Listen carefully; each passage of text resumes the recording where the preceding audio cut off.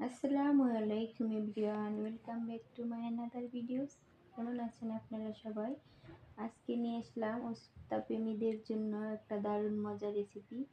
আজকে আমি রান্না করে দেখাবো করলা দিয়ে ডাল। তার জন্য ভিডিওটা স্কিপ না করে সম্পূর্ণ দেখার অনুরোধ রইল।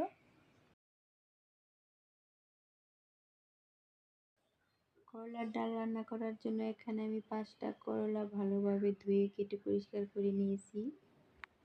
এখন লবণ মাখিয়ে এগুলোকে আমি 10 মিনিটের জন্য রেস্টে রেখে দিব, তিতো ভাবটা বের হয়ে যাওয়ার জন্য।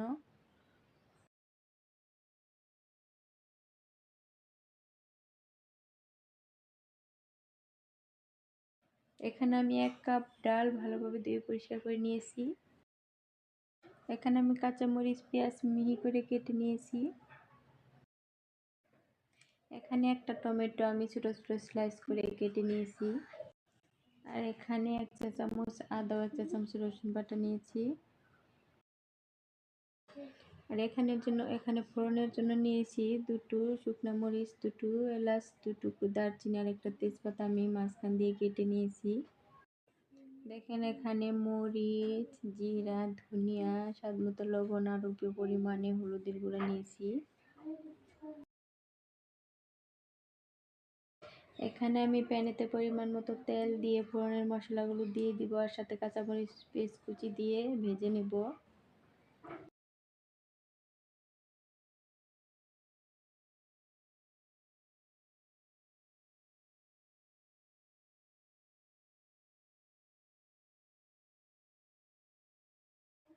পেঁয়াজগুলো ব্রাউন কালার না আসা পর্যন্ত আমি ভালোভাবে ভেজে নেব। তো দেখুন এখানে পেঁয়াজগুলো ব্রাউন কালার হয়ে এসেছে। এখন আমি একটু পানি অ্যাড করে দিব যাতে পেঁয়াজগুলো পুড়ে না যায়।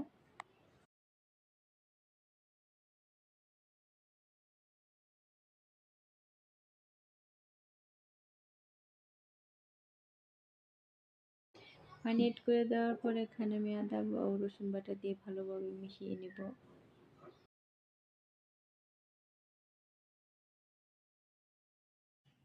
অনেকেই মনে করতে পারেন যে করলা দিয়ে ডাল রান্না করলে মনে হয় এটা তিতা লাগবে। আসলে ডাল রান্না করলে এটা তিতা লাগে না। করলার ডালটা খেতে অনেক মজার হয়, একদমই তিতা হয় না।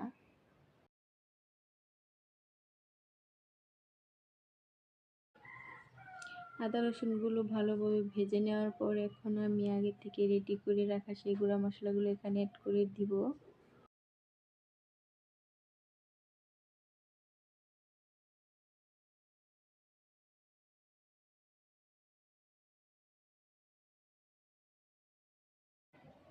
মশলাগুলো ভালোভাবে কষানো হয়ে গেলে এখানে আমি আগে থেকেই লবণ দিয়ে মাখিয়ে রাখা করলাগুলো ভালোভাবে চিপে পানি বের করে এখানে দিয়ে দিব।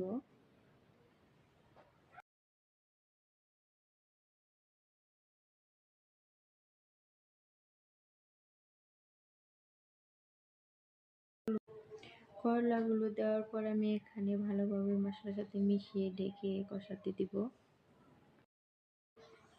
ঢাকনাটা খুলে করলাগুলোকে আমি ভালোভাবে নেড়ে চেড়ে দিব। করলাগুলোকে ভালোভাবে কষাতে হবে, না হলে এটা খেতে ভালো লাগবে না।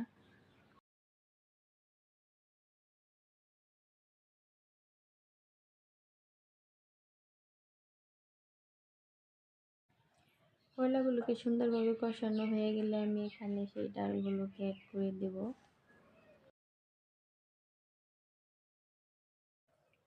ডালগুলো দেওয়ার পর ভালোভাবে মিশিয়ে আমি আরও কিছুক্ষণ ডাল ও করলাগুলোকে কষিয়ে নিব। দেখুন এগুলোকে আমি ঢাকনা দিয়ে ঢেকে আরও ভালোভাবে কষিয়ে নিব। আমি ঢাকনাটাকে খুলে আমি কেটে রাখা টমেটোগুলোকে এখানে দিয়ে দিব।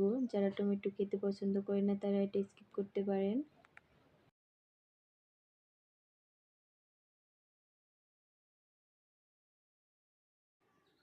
টমেটো দেওয়ার পর আমি এখানে ডাল, টমেটো, উস্তা আর একটু ভালো করে কষিয়ে নিব। তো দেখতেই পাচ্ছেন আমি এগুলোকে ঢাকনা দিয়ে ঢেকে দিচ্ছি সুন্দরভাবে কষানো হওয়ার জন্য। তারপর এখানে আমি পরিমাণ মতো পানি দিয়ে দিচ্ছি। যারা যেরকম ঘন বা পাতলা ডাল খেতে পছন্দ করেন তারা তাদের পছন্দ মতো পানি এখানে অ্যাড করে দিবেন। পানি দেওয়ার পর আমি এখানে ভালোভাবে রান্না হওয়ার জন্য অপেক্ষা করব ডালগুলো।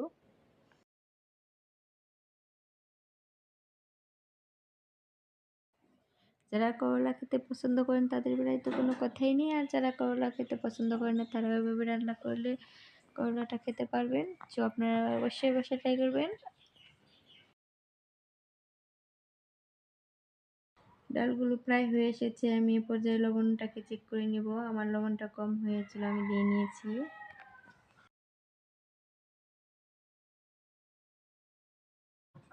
ডালটা এখানে হয়ে এসেছে। ডালের উপর যখন এরকম বুদবুদ চলে আসবে তখনই বুঝতে পারবেন ডালটা হয়ে গেছে। আমি এখন পরিবেশন করে দেখাবো আপনাদেরকে।